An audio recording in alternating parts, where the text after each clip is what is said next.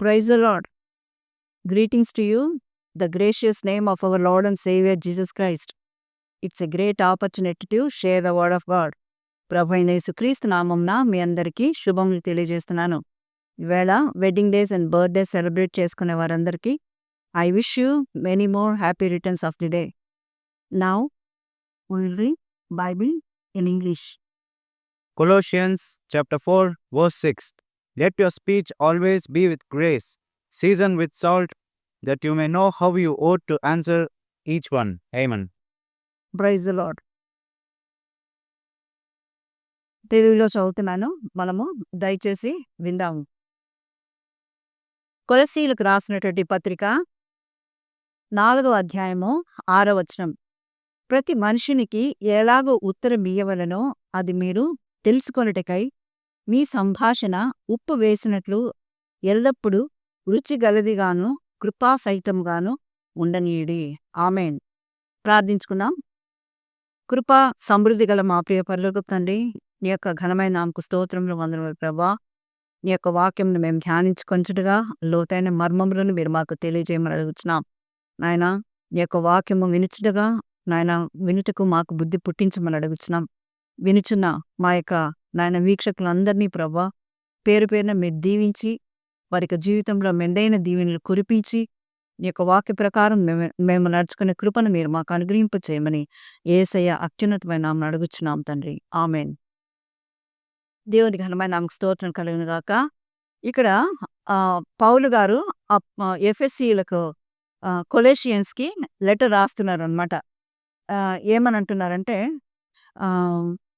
Let your speech always be gracious, season with salt అని చెప్తున్నారు.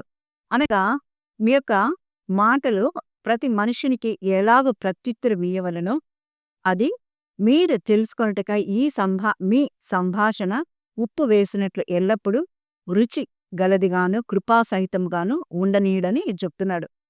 నిజమే, ఈరోజు మనము చూసినట్లయితే మామూలు సత్యం కంటే కూడా సత్యం అనగా దేవుని యొక్క వాక్యము. ప్రభు అయినటువంటి యేసుక్రీస్తు వారు అంటున్నాడు, నేను సత్యంలో ఉన్నానని. కానీ ఈరోజు మనుషులమైనటువంటి మనము దేవుని యొక్క వాక్యమునకు వినుట కంటే కూడా కల్పనా కథల వైపు మనుషులందరూ కూడా ఎక్కువ ఇంట్రెస్ట్ చూపిస్తున్నారు.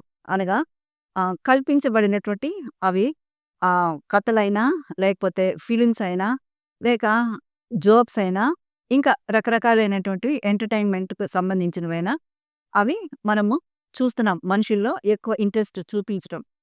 అయితే ఆ యొక్క ఇప్పుడు సపోజ్ ఒక సీరియల్ వస్తుంది అనుకుందాం. ఆ యొక్క సీరియల్లో ఏ విధంగా వారు చూపిస్తారో మనుషులందరూ కూడా ట్రెండ్ అవుతూ ఉంటారు. అదేవిధంగా ఫిలిమ్స్, అదేవిధంగా డైలాగ్స్ మనము చూసినట్లయితే కొన్ని డైలాగ్స్ బయట వినపడుతూ ఉంటాయి. అవి ఎక్కడి నుంచి వచ్చాయని మనం ఆలోచించిన తర్వాత అంటే ఫిలిమ్స్ చూసేవారికి ఇది ఆల్రెడీ వాళ్ళకి నాలెడ్జ్ ఉంటుంది. తెలియని వాళ్ళు ఒక 5-6 మంది నోట వింటే ఓహో మేబీ ఇది ఫిలిం డైలాగ్ అని అనుకుంటాం. అయితే అదేవిధంగా ఇక్కడ మనము చూసినట్లయితే ఆ యొక్క ట్రెండ్ అది కల్పనా కథల వైపు మనుషుల్ని ఎక్కువ ఆకర్షిస్తుంది అనమాట. అయితే పౌలు ఏమంటారంటే సత్యము గురించి మనము తెలుసుకొని ఆ యొక్క మాటను ఏ విధంగా మాట్లాడాలంటే ప్రతి మనుషునికి ఎలాగో ప్రత్యుత్తరం ఇయ్యవలెనో అది మీరు తెలుసుకొనుటకై మీ సంభాషణ ఉప్పు వేసినట్లు అనగా చాలా తక్కువగా మాట్లాడాలని చెప్తున్నాడు అనమాట. సామెతలో మనం చూసినట్లయితే విస్తారమైన మాటల దోషం ఉండక మానదని మనం వింటున్నాం. ఇక మనము దేవుని మన నోటితో మనం స్తుతిస్తూ ఉంటాం, ఆరాధిస్తూ ఉంటాం, వి విల్ వర్షిప్, మనం ప్రేయర్ చేస్తూ ఉంటాం, ప్రైజ్ అండ్ వర్షిప్ చేస్తుంటాం. సడన్గా మన యొక్క మైండ్ అప్సెట్ అయినప్పుడు లేకపోతే ఒక కోపము వచ్చినప్పుడు సడన్గా మనం చేంజ్ అయిపోతుంటాం, లాంగ్వేజ్ కూడా మారిపోతూ ఉంటుంది అనమాట. అయితే అప్పుడు మనం ఏం చేయాలి? ఎందుకంటే మనం కూడా మనుషులము, ఈ లోకంలో బ్రతుకుతున్నాం, ఈ యొక్క లోకంలో జీవిస్తాం కనుక ఈ యొక్క లోక మాలిన్యత మనకు అంటుకొనకుండా మనం జీవించాలి. కాబట్టి మనం పడుకునే పోయే ముందు whatever curse we spoke అది I rebuke in the name of Jesus అని మనం బ్రేక్ చేసి తర్వాత మనము పడుకోవాలి. అది మన యొక్క పిల్లల పైనైనా, లేకపోతే మనకు కావాల్సిన వాళ్ళ పైనైనా, అది ఏదైనా కూడా మనకు కొంచెం బాధ కలిగించినప్పుడు మాట్లాడే మాటల్ని we should rebuke in the name of Jesus అని మనం ప్రేయర్ చేసి పడుకోవాలన్నమాట. కనుక మన ప్రతి మాట కూడా ఉప్పు వేసినట్లు ఇప్పుడు మనము సమ్మర్‌లో ఆవకాయి, లేకపోతే రకరకాలైనటువంటి పికిల్స్ మనము పెట్టుకుంటూ ఉంటాం. దానికి సరిపడ్డ ఉప్పు మనము వేసినట్లయితే అది సంవత్సరం పాటు నిలువుంటుంది. అంతేకాకుండా మనము తెలుగు పద్యాల్లో గూడా పద్య భాగంలో మనము వింటూ ఉంటాం. ఉప్పు లేని కూర ఒప్పదు రుచులకు అని. కనుక మనము మాట్లాడే మాట గూడా రుచికరంగా ఉప్పు వేసినట్లుగా రుచికరంగా ప్రత్యుత్తరము ఏ విధంగా ఇయ్యాలి? మీరు తెలుసుకొనుటకై మీ సంభాషణ ఉప్పు వేసినట్లుగా మనం ఆన్సర్ ఇయ్యాలి. మన సంభాషణ ఉండాలి.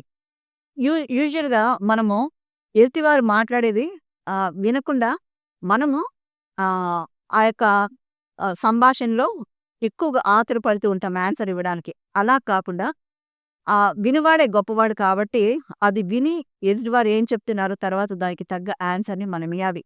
అంతేకాకుండా పరిశుద్ధాత్మ దేవుడు ఏ విధంగా మనకు ఎదుటివారికి లేక గొప్పవారితో, అధికారులతో మాట్లాడాలో మనం ప్రార్థన చేసుకొని వెళ్ళినట్లయితే కూడా వారితో మాట్లాడడానికి దేవుడు మనకు జ్ఞానాన్నిస్తాడు.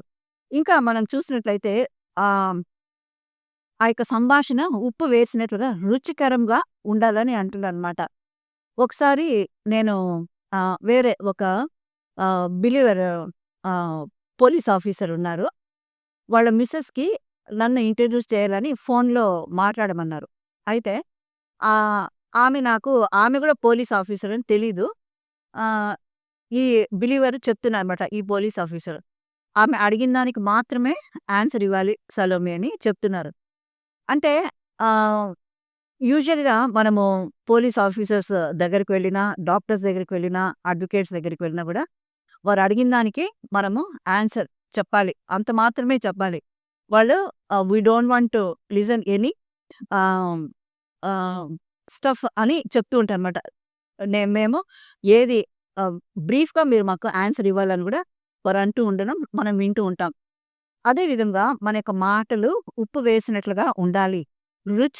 కరంగాను, కృపా సహితంగాను ఉండాలి. అనగా ఆశీర్వాదకరంగా ఎవరితోనైనా మాట్లాడినట్టయితే నాకు తెలిసిన ఒక అంకుల్ ఉన్నారు. ఆయన ఇప్పుడు లేరు. ఆ! ఎప్పుడైనా ఎవరైనా పిల్లలు వెళ్లి మాట్లాడితే మాట్లాడిన తర్వాత గాడ్ బ్లెస్ యూ అమ్మ, గాడ్ బ్లెస్ యూ బాబు అని చెప్తూ ఉంటారనమాట. దేవుని యొక్క ఆశీర్వాదాన్ని మనం ఇతరులకు చెప్పాలి.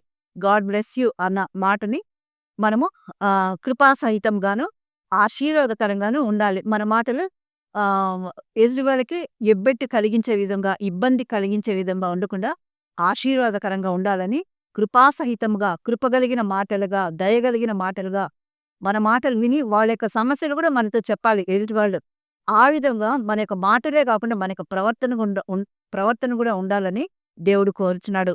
కనుక మన యొక్క మాటలు ఆశీర్వాదకరంగా ఉండాలి. అందుకే దావీదంటాడు, "నా నోటి మాటలను, నా హృదయ ధ్యానమును నీ దృష్టికి అంగీకారమగును గాక." ఆమేన్. ఈరోజు మన యొక్క బ్రతుకులో, మన యొక్క జీవితంలో మనం ఒక సామెత కూడా మనము సేయింగ్ ఒకటి ఇంగ్లీష్‌లో మనం వింటూ ఉంటాం. ఆహ్, థింక్ బిఫోర్ యూ స్పీక్.